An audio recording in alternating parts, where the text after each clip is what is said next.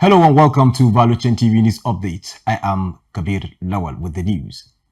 And on the Value Chain TV News Update, we start with building sector, where engineering in the building sector have been advised to always apply the basic building rudiment in buildings to avoid building collapse. This was stated by Idowu Timothy at the 32nd Engineering Assembly in Abuja with the theme Council for the Regulations of Engineering in the Country. He further stressed the need for engineers to use the knowledge learned in this year's annual event to better the lot of the sector in the country, which will go a long way to curb the menace of substandard building in the country. So far from what we have learned today, we have realized a lot of reasons why building collapse in Nigeria. And in some occasions, we realize that most of the people that parade themselves around are not actually engineers. So there are a lot of trainings expected of engineers to have on site before the person can be referred to as an engineer. And what we have learned today now, we have discovered a lot of reasons why we have a lot of building collapse in Nigeria and a lot of solutions to it. And I hope that with the training from all these colleagues, if everybody can follow what we have had today, there will be a kind of a reduction in the building collapse in Nigeria. Earlier in his remarks, Engineer Frank Ibi, who stated that the event should be a continuous routine to further adapt to the speed of the knowledge of engineers in the country, also said it will go a long way to make the sector more viable. The lecture is actually saying that when you do this kind of thing, would you follow what it entails? And very important too, they also ask some questions. There's supposed to be continuous development of engineers in terms of training, courses and workshop. And that is why this kind of assembly is important. When you come here, you have lectures like this, you don't know what to do. So the lecture is very, very educating, and it's also challenging that as we go, we are also required to do what is right so that we avert all these incidents of collapse building, loss of resources, and very, very important, loss of lives, which is what we don't want. So I'm sure that is what the message the lecturer has actually brought to us. So I want to also add my voice that we engineers should take all the necessary precautions in terms of design, in terms of selection, sizing, and then of materials. You can imagine a noble profession like the engineering practice. If it was to be practiced without an assembly like this, where people of like minds can come together and deliberate on issues, especially talking about the keynote lecture for this 32nd assembly, which is about regulation for collective benefit. I found it to be very, very insightful, because the things that the professor was touching on are things that are very, very pertinent for the safety of the public, for the benefit of the public. Those were his emphasis, and that's a take home for me, that engineering practice has to be regulated. It is important to be regulated so that the public will benefit, and the public should be paramount in our engineering practice. The need for African nations to adapt to the importance of artificial intelligence will make the continent grow more higher, not just in technology, but also economically. This was the assertion of Evans Woherem, Chairman Digital Africa at the 12th edition of Digital African Conference and Exhibition 2024 in Abuja. Evans Woherem said the quantum computing is not just a futuristic idea, but also serve as next frontier in computer. He further called on schools, media practitioners, businessmen, and all sectors to embrace its importance to make the next generation economic driven. I gathered people today, it started yesterday, for us to discuss the topic of quantum AI and their implications to Africa. Now, my organization has been holding events since 2013 to look at emerging technologies, especially the exponential types of technologies, and how they are going to affect the world, and therefore how they are going to affect Africa, so that Africa can begin to prepare a lot better towards those technologies. Now, quantum AI to us is very important today, because quantum computers are different from classical computers. Within classical computers, you have the laptops we all use today, even the smartphones we use today, but you also have desktops. You have mini computers, you have mainframes, you also have supercomputers. But all these are classical computers, right? And they process information by computing in terms of zeros or zeros or one at any point in time when they are calculating. But with quantum computers, they not only look at zeros or one, they look at zeros and one, as well as every other number possible. Our own thinking is that this thing is important. Africa has been able to adapt to even, let's say, modern computing. We are all using smartphones. We are all using desktop computers. We are all, doing things with, computers. AI has also come in, and Africa has started also adapting, to AI. We are, at the end of the day, also going to start making use of quantum computers.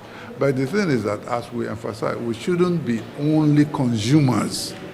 We should also be producers of these technologies, which means we have to make sure we also establish our own research and development centers that are to do with both AI and quantum computers. We have to make sure that our students at primary, secondary, and university levels are able to begin to study, these technologies, both AI and quantum computers. No, it shouldn't be like that. We should realize that these are important technologies that have come up. We have to make sure we are part of it. And being part of it means us doing some of these things I'm talking about. Engage in R&D, make sure that our students are studying all these things at even primary school, secondary, and universities. Make sure we even send people abroad. In the 70s and early 80s, this country used to send an army of our secondary school graduates to universities all over the world. We should do, this is time to even do that. Get a lot of our people to go and start studying some of these things, even abroad. And also make sure we attach our people into some of the research organizations and some of the companies that are making some of these things abroad.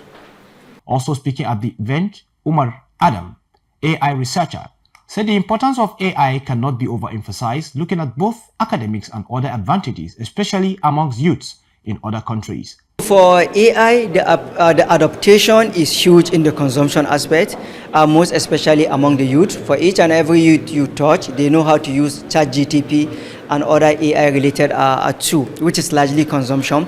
But as an educational advocate, I'm looking at the creation aspect, where we can have more AI engineers, more machine learning engineers, more data scientists that can create AI localized tool for Nigeria and the African market.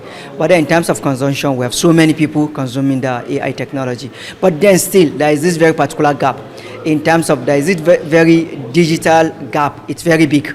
Most especially those outside the urban area, meaning those outside the city, you find even in terms of digital knowledge, they are left behind. So there is need to close this very particular gap. And if you put together the number, the people that live outside city are bigger. So in terms of adaptation, I will say those outside the city are left behind. So the adaptation is not that very particular big in that very particular regard. Oluseyi Taiwo also added that the artificial intelligence will also make business grow from strength to strength, which would be a big plus, not just for the country, but also to make young business owners to meet up to their desired goals. You would go into extinction because the world has moved. It's almost like you saying you want to keep using camels, and everybody has moved to cars. Now we're moving to driverless cars, okay? So that's also how technology has moved on to the point where AI has now come to stay. It's no longer a mirage, it's not a myth. It's something that we all must embrace in order to ensure that we begin to blossom and thrive as a continent and even as a people. AI only deals with things that are routine. The more exposure, the more experiences you create, or you curate those experiences, you can always create content, create insights, create information around it. And that's what really we must wake up to. those days where people just are lazy about things are over. So we're saying that routine assignments are no longer necessary, and even if they are necessary, AI can do it. But can we begin to have some creative approach, problem solving, some insight, some infusion of new energy, and new experiences and new exposures? That's truly what's going to make journalism begin to take a full benefit of what AI has to offer. And now to energy news. Reaction from stakeholders in the economic have trailed Dangote Refinery first rollout of Premium Motor Spirit PMS, also known as petrol. Nigerian businessman Femi Otedola commended Aliko Dangote for the recent success of the refinery, which he said will bring an end to the days of buying to foreign powers for fuel needs of the country.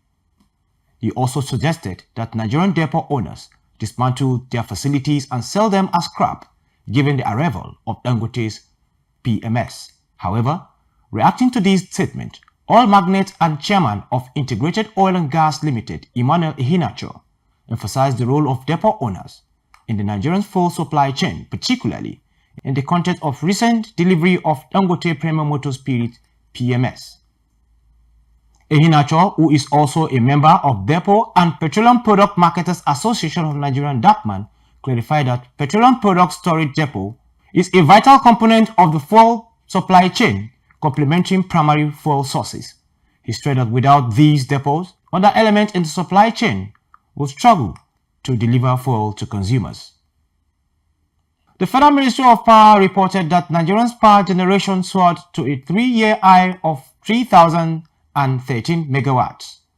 In a statement issued by Bolaji Tunji, media aide to the Minister of Power, the ministry urged electricity distribution companies to ensure the effective distribution of generated energy. In response, Minister of Power Adebayo Adelabu called on distribution companies to increase their energy uptake to prevent grid instability, warning that the grid frequency could drop if the generated power is not fully utilized. Still on the Value Chain TV news update, Aradel Holdings PLC, a prominent indigenous energy company in Nigeria, has appointed Rita Olarewaju as General Manager, Human Resource and Corporate Services, effective from September 2nd, 2024. According to a statement from Aradel, Olarewaju will join the company's executive leadership team as part of its ongoing commitment to growth and transformation. Commenting on the appointment, Aradel's Managing Director Adegbite Falade stated that the decision to appoint Mrs. Olarewaju reflects the company's strategy to strengthen its human resource capabilities and enhance corporate services, ensuring continued leadership in the energy sector. And on health, management of Sahad Stores have commissioned a 200-bed state-of-the-art health facility in Abuja.